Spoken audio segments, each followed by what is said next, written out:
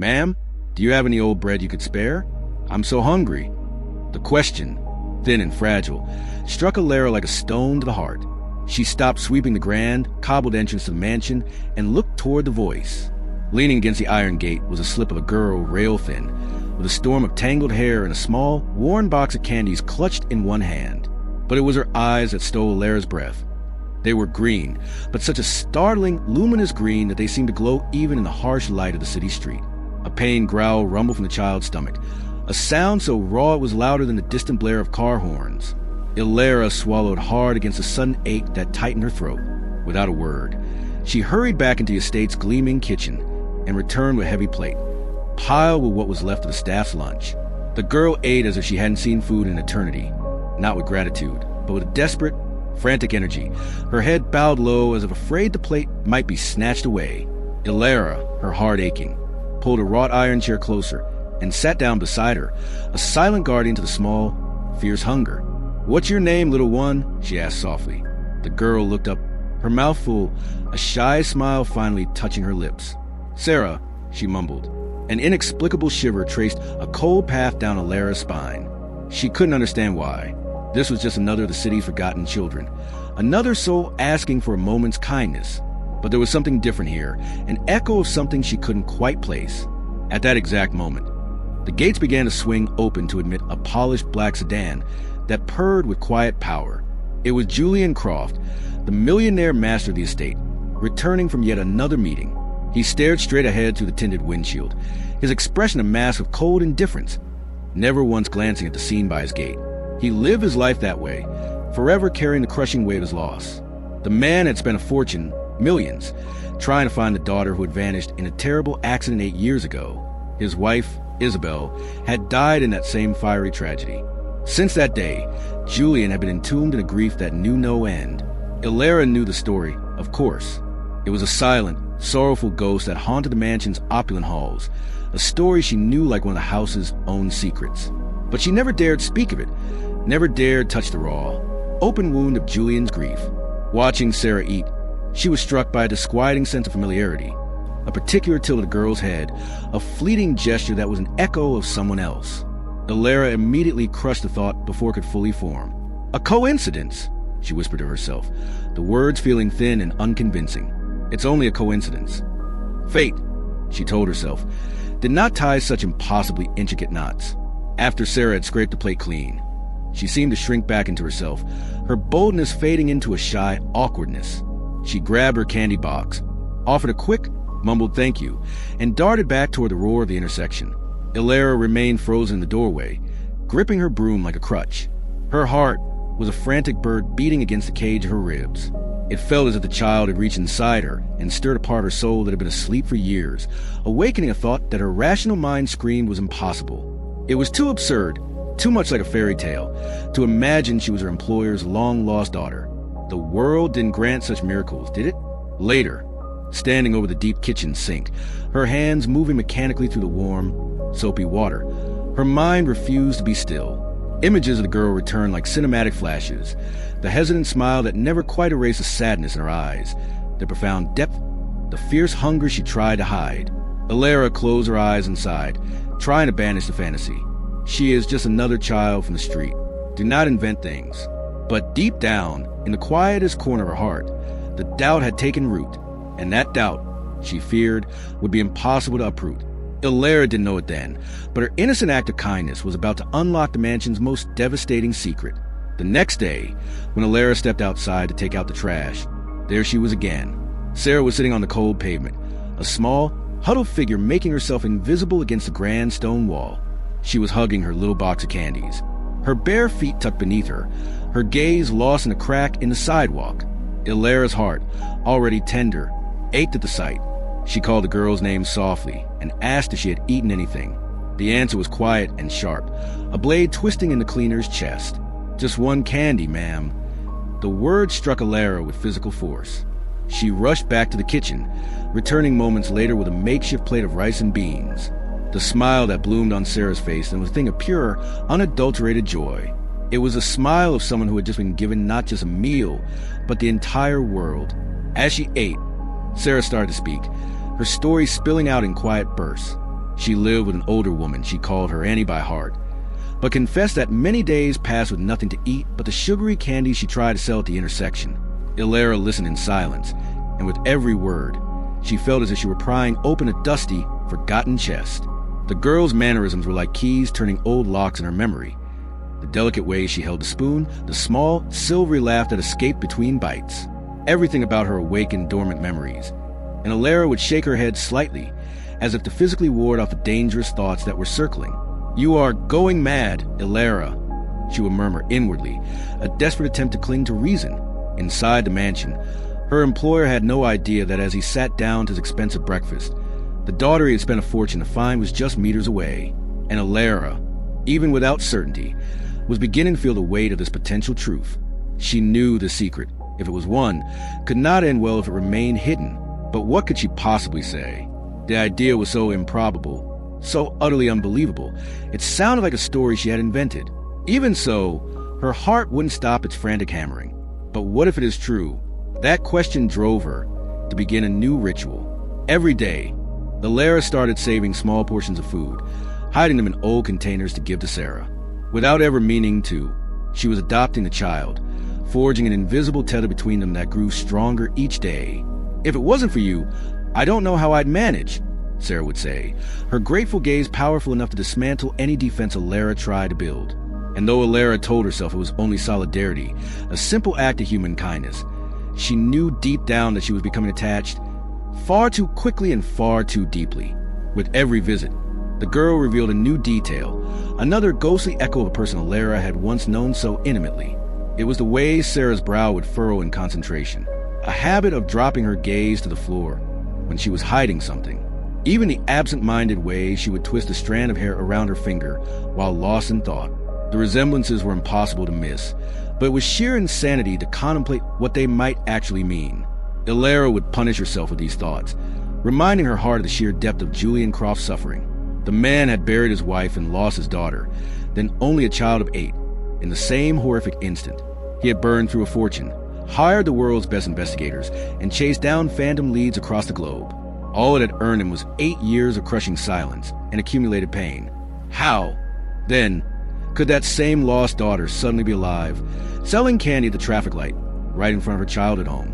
The notion wasn't just improbable, it was absurd, a fantasy so cruel it felt profane to even consider it. But deep within her, Ilera felt that life often served these bitter ironies, these twists of fate that defied all understanding. Each encounter with Sarah felt less like chance and more like a persistent whisper from the universe, a message she knew she could not ignore for much longer. One afternoon, Sarah appeared at the gate looking even more defeated than usual, her clothes more torn, her face streaked with grime. Ilera's compassion finally overwhelmed her caution. She broke the cardinal rule she had respected for years: never bring a stranger inside the mansion, and beckoned the child into the kitchen. Sarah entered timidly, her head on a swivel as her wide eyes tried to take in the sheer luxury of it all. The gleaming marble island, the polished silverware, the faint, expensive scent of lemon and herbs that hung in the air. It was all a dizzying novelty. "This is where you work, ma'am," she breathed. "It feels like another world." Then she broke into a smile so radiant it lit up the room more brightly than the crystal light fixtures overhead. Ilera set a plate of hot food in front of her and simply watched, every detail sending a strange mix of joy and fear through her veins. The way the girl perched on the edge of the ornate chair, the way she held a heavy fork, even the way her gaze drifted up to the high ceiling, as if trying to recall a forgotten dream. Almost without meaning to, the question escaped Ilera's lips in a whisper. "Where did you come from, Sarah?" The girl looked at her, her green eyes holding a wisdom far beyond her years. "From wherever I could," she answered, a simple response that carried an unbearable weight. Ilera bit her lip and swallowed hard against the lump in her throat. At that moment, she knew she was doing more than just feeding a hungry child. She was nurturing a story, a fragile possibility that had the power to change everything. She just wasn't sure she was ready to face the consequences. Her heart hammered like a drum against her ribs, and a frantic voice in her head screamed at her to let it go, to walk away. But the more time she spent with the girl, the more impossible it became to ignore the truth she felt in her bones. Deep down, Ilera already knew something much larger than herself was about to unfold. It happened on an afternoon when a fine, chilling rain was falling. Sarah appeared at the gate, looking more water than child.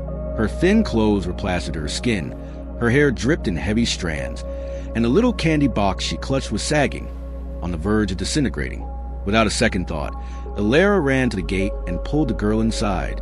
"Get in here at once before you catch your death," she said, her voice rough with concern as she thrust an old towel at her. Shivering, Sarah shyly removed a thin chain from around her neck, carefully placing it on the table so it wouldn't get wet. It was a simple pendant worn smooth by time, but when Ilara saw what hung from it, her heart seized in her chest. It was half of a broken star, with a jagged line down the middle. It was identical to one she had kept hidden for years, the one found amongst the wreckage of Isabel Croft's car. Ilara drew a sharp, shaky breath, her mind scrambling for a rational explanation, for coincidence, but the small piece of metal seemed to scream of a past that had never truly died. She reached out a trembling hand, barely daring to speak. "May I see it, Sarah?" The girl clutched the pendant protectively. "My auntie said it was my mother's," she replied, her voice small but firm. "She said I must never, ever lose it." The blood in Ilara's veins turned to ice. The world seemed to tilt and spin, as if reality itself was shifting to force a long-buried truth to the surface. And in that dizzying moment, the cleaner understood. She was staring at the first real clue, the first tangible piece of a puzzle that could change everything. Ilara fled to her small room in the back of the mansion. She knelt and opened a hidden drawer in her dresser, pulling out a simple wooden box. Inside, wrapped carefully in a piece of soft cloth, lay the other half of the star. It was one of the personal effects that had been collected from the twisted metal of the car on the day of the accident. No one had ever known the pendant's purpose, but Ilara had kept it, a sad, solitary memento from a day of tragedy. Now, with hands that trembled violently, she placed her half next to the one from Sarah's chain. They slid together with a soft, final click. The fit was perfect, as if the 8 years that had separated them were nothing more than a breath. The air locked in Ilara's chest, and hot tears of terrifying certainty streamed down her face. This was not a coincidence. This could not be a coincidence. She took the small wooden box back to the kitchen and placed it on the table in front of Sarah. "Look, little one," she managed to say, her voice a strangled whisper. "Do you recognize this?" Sarah's green eyes widened, not with shock, but with innocent wonder. "It's like mine," she said, a small smile appearing. "But it's whole." The confirmation hit Ilara like an electric current. There was the proof she never imagined she would find. And yet, even with it lying right there, her mind screamed that it was all too impossible to be true. That night, Ilara did not sleep. Lying on her simple bed, she stared at the ceiling and thought of the universe's profound injustice. What if Sarah was Julian's lost daughter? What if she had survived all these years on the streets, a princess in rags who knew nothing of her kingdom? Ilara remembered her employer's hollowed-out desperation, the fortune spent chasing shadows. She also remembered the cold, watchful eyes of Sylvia, his sister-in-law, who always seemed to carry secrets behind her thin smile. And now Ilara held a truth that could turn their entire world on its axis. But what if she was wrong? What if it was just one more cruel coincidence from a heartless world? The weight of a false hope could be the final blow that shattered Julian Croft for good. Ilara felt trapped between the truth and her fear. The kitchen clock struck midnight, each chime echoing through the silent mansion. She was still awake, clutching the two halves of the star in her hand, as if they were two pieces of a live bomb. Deep down, she knew she couldn't hide it for much longer, and she knew that whatever came next would destroy the peace of the mansion forever. The following day, Ilara did something she had never done before. She invited Sarah to have lunch inside the mansion's kitchen, seating her at the staff table as if she were family. The girl entered with quiet reverence, her wide eyes absorbing every detail as if she were stepping into a forbidden, magical world. Her gaze swept over the gleaming appliances and dark wood cabinets, and then, suddenly, it stopped. It was fixed on an old crystal perfume bottle that sat on a high shelf, kept as a silent memento. "My mother wore that scent," Sarah said, her voice filled with a simple innocence that sliced through the air. "I remember it." A shard of ice shot through Ilara's veins. That bottle had belonged to Isabel, Julian Croft's deceased wife. No one else knew that. No one else would recognize that specific, delicate fragrance unless they had once lived in her embrace. Ilara's heart hammered so hard against her ribs that it felt like it might burst. She gripped the cold edge of the sink to keep her knees from buckling, her entire body trembling. "Are you certain, Sarah?" she asked, fighting to keep her voice steady. "Yes, ma'am," the girl replied, a soft smile gracing her lips as she looked at the bottle. Sometimes, I even dream of that smell. Illyra squeezed her eyes shut. She no longer knew whether this was coincidence or if destiny itself was tightening its grip around them all. But inside, the last walls of doubt had crumbled to dust, replaced by a heavy, terrifying certainty. It was a burden too immense to carry alone. She knew she had to speak to Julian, but she also knew that a single word could shatter all their lives. That night, while tied in the grand living room, Illyra watched Julian from a distance. He was slumped in his large leather armchair, holding a worn photo album, his gaze lost in its pages. Every few moments, he would slowly pass a hand over his face, as if trying to physically wipe away the memories and the unshed tears. Illyra thought of walking over to him, of telling him about the girl at his gate, of showing him the completed star pendant. But fear was a physical thing, rooting her to the spot. Because if she was wrong, if this was all just a grand, cruel mistake, then giving him this hope only to tear away would be the final, fatal blow. It would be like handing a dagger to a man who was already bleeding to death. From across the grand hallway, a shadow lingered in a doorway. It was Sylvia, the sister-in-law, watching with eyes that missed nothing. There was a stillness about her, a silent calculation, as if she could already sense a shift in the deep, quiet currents of the house. Illyra took a deep breath. The cold metal of the star pendant was pressing into her palm. She slipped them into her pocket, deciding to wait. She needed one more thing, one final proof that was beyond all shadow of a doubt. With every passing minute, her heart screamed to confess while her mind counseled a torturous caution. Silence felt like the only shield against an even greater tragedy, but it was also a poison, eating away at her from the inside. In this house, secrets had always held more power than the truth, and Illyra was beginning to realize she was not the only one fighting to keep them. The next morning, Illyra went to the intersection to find Sarah. The girl was sitting on the curb, her candy box nearly empty, her small face a mask of weary defeat. "Come with me, little one," Illyra said, taking her firmly by the hand. "Today, you will have a proper breakfast." This time, there was no fear of being reprimanded, only a fierce, maternal need to protect this child. Back in the warmth of the kitchen, Sarah's eyes wandered to a collection of silver-framed photographs arranged on a wall shelf.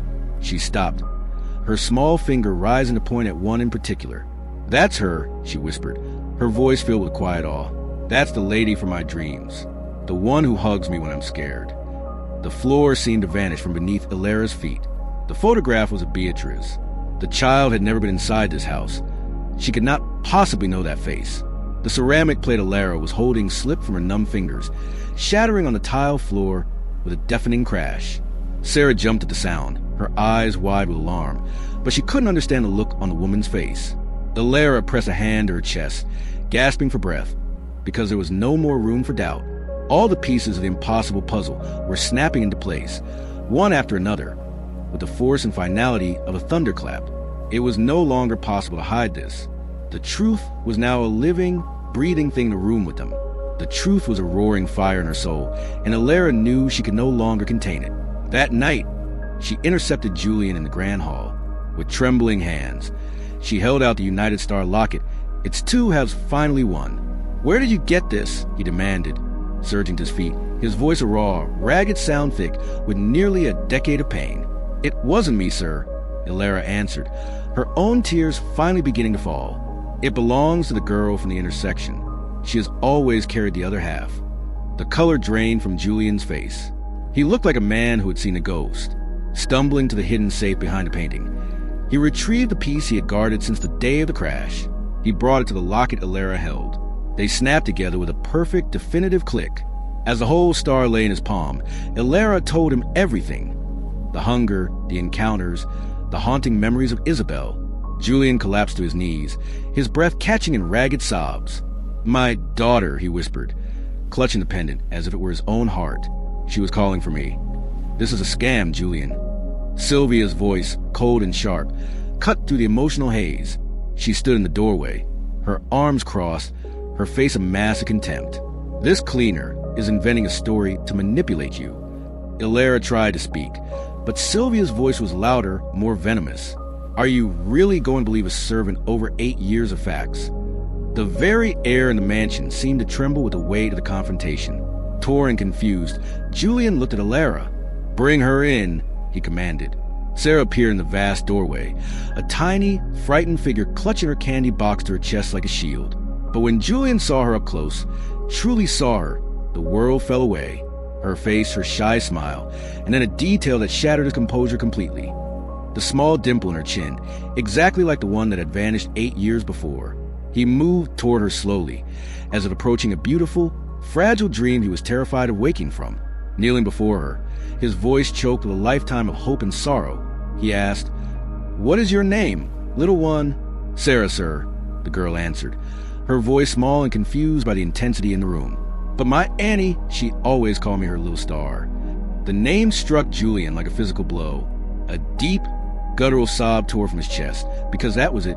That was a secret pet name Isabel had for their daughter. Sylvia lunged forward verbally. "It's a coincidence, Julian, a lucky guess." But Sarah, ignoring the sharp voice, looked past them all to the elegant portrait of Beatrice on the wall. "It's her," she said, her own voice now clear and certain. "She's a lady from my dreams." A profound silence fell over the room. Even the ticking of the grand clock seemed to pause.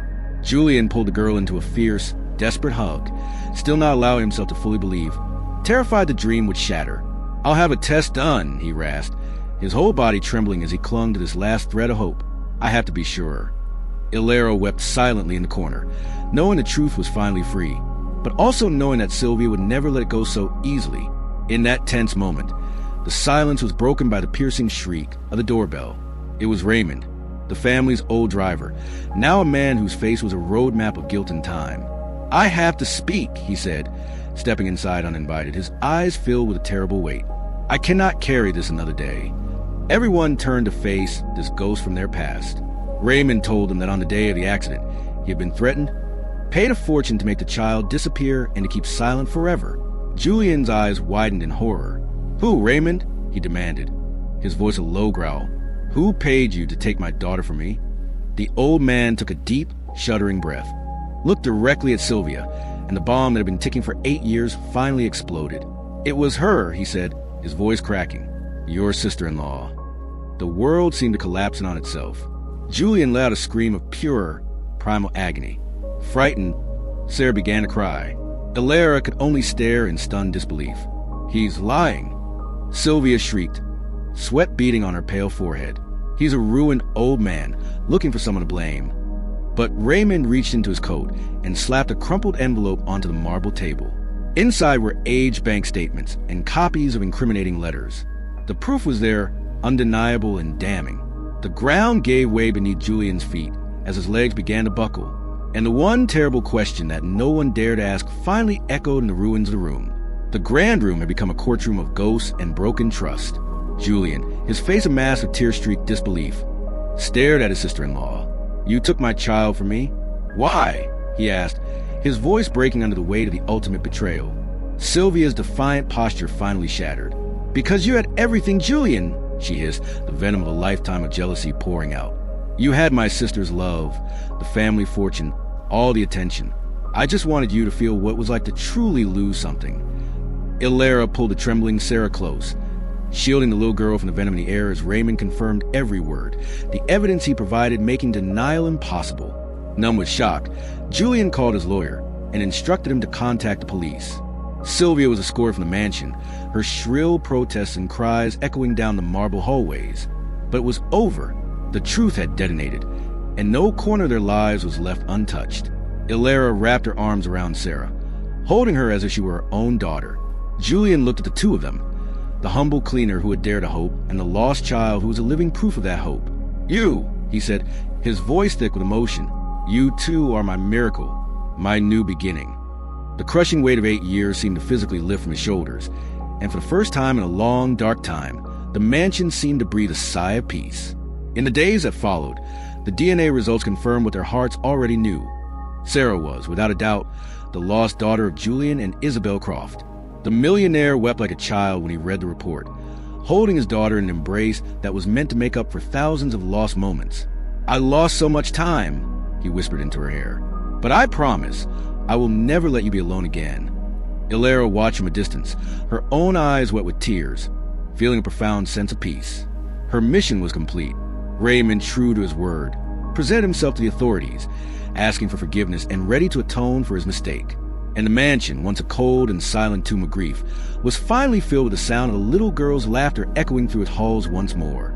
Sarah was given a room of her own, a princess's chamber filled with toys and beautiful new clothes. But the thing that brought the most light to her eyes was the simple, unbelievable joy of having someone to call father. Julian, in turn, dedicated himself to reclaiming the lost years. He sat on the floor to play. He clumsily learned to braid her hair, and he rediscovered the sound of his own laughter over the simplest of things. Ilara remained at the mansion, but she was no longer just an employee. She had become the quiet, steady heart of their new family, a guardian angel in a housekeeper's uniform. "I never would have found her without you," Julian would often tell her, his voice thick with gratitude. She would answer humbly, "I only did what my heart told me." But deep down, she knew that destiny had chosen her to unite these lost souls. And at long last, life was smiling again inside that house. One evening, Sarah came into the kitchen as Ilara was preparing dinner. She wrapped her small arms around the woman's waist and behind and whispered, "Thank you. Ilara, without you, I would still be on the street." Ilara wiped a tear on her apron and gently stroked the girl's hair. "You will never be hungry again," she answered softly. "Never again, my little star."